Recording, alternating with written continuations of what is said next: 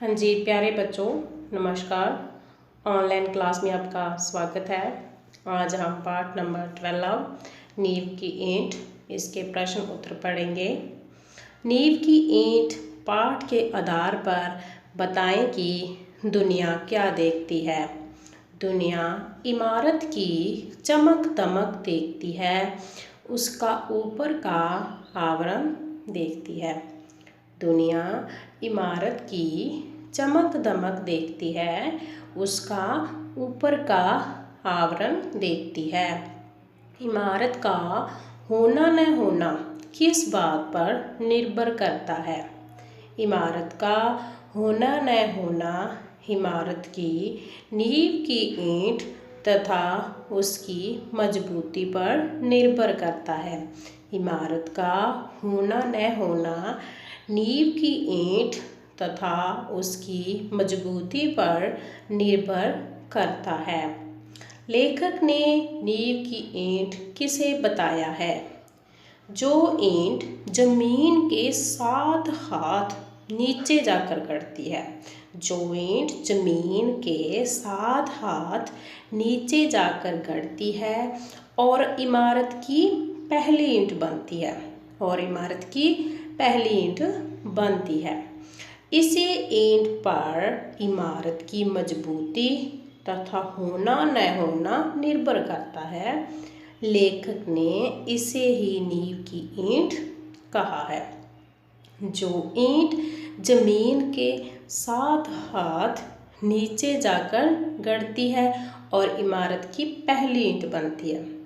इसी ईंट पर इमारत की मजबूती का होना न होना निर्भर करता है।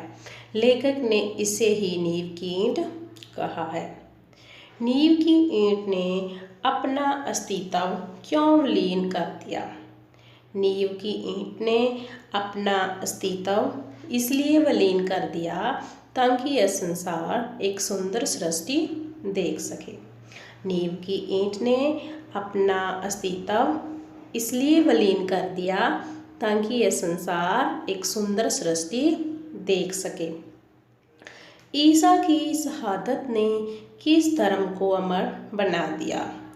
ईसा की शहादत ने ईसाई धर्म को अमर बना दिया। ईसा की शहादत ने ईसाई धर्म को अमर बना दिया। किसकी हड्डियों के दान से वृत्तासुर का नाश किया? महर्षि दधीचि की हड्डियों के दान से वृत्तासुर का नाश किया। महर्षि दधीचि की हड्डियों के दान से वृत्तासुर का नाश किया। लेखक के अनुसार सत्य की प्राप्ति कब होती है? लेखक के अनुसार जब हम कठोरता और बद्धेपन दोनों का सामना करते हैं तब सत्य की प्राप्ति होती है। जब हम कठोरता और बद्धेपन दोनों का सामना करते हैं तब सत्य की प्राप्ति होती है। पाठ में लेखक ने दधीचि तथा वृत्तासुर शब्द किसके लिए प्रयुक्त किए हैं? पाठ में लेखक ने दधीचि शब्द शहीदों तथा वृत्तासुर शब्द विदेशी आक्रमणकारियों के लिए प्रयुक्त किए हैं। पाठ में लेखक ने दधीचि शब्द शहीदों तथा वृत्तासुर शब्द विदेशी आक्रमणकारियों के लिए प्रयुक्त किए हैं। नींव की ईंट और कंगूरे की ईंट दोनों क्यों वंदनीय है? नींव की ईंट जमीन के 7 हाथ नीचे गड़कर इमारत की पहली ईंट बनती है। नींव की ईंट जमीन के 7 हाथ नीचे जाकर इमारत की पहली ईंट बनती है। इसकी मजबूती पर ही इमारत निर्भर करती है। इसकी मजबूती पर इमारत निर्भर करती है। कंगूरे की ईंट कट छट कर कंगूरे पर चढ़ती है। कंगूरे की ईंट कट छट कर कंगूरे पर चढ़ती है तथा लोगों को अपनी तरफ आकर्षित करती है। इसलिए दोनों ही वंदनीय है। नींव की ईंट जमीन के 7 हाथ नीचे गड़कर इमारत की पहली ईंट बनती है।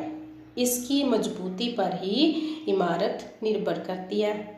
कंगूरे की ईंट कट छट कर कंगूरे पर चढ़ती है तथा लोगों को अपनी तरफ आकर्षित करती है, इसलिए दोनों ही वंदनीय है। नींव की ईंट पाठ के आधार पर सत्य का स्वरूप स्पष्ट कीजिए। सत्य सदा ही शिवम होता है, पर वह सुंदरम हो यह आवश्यक नहीं है। सत्य सदा ही शिवम होता है, पर वह सदा सुंदरम हो यह आवश्यक नहीं।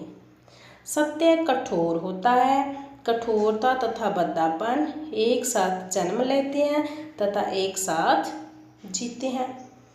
सत्य सदा ही शिवम होता है, पर वह सदा सुंदरम हो यह आवश्यक नहीं है। सत्य कठोर होता है।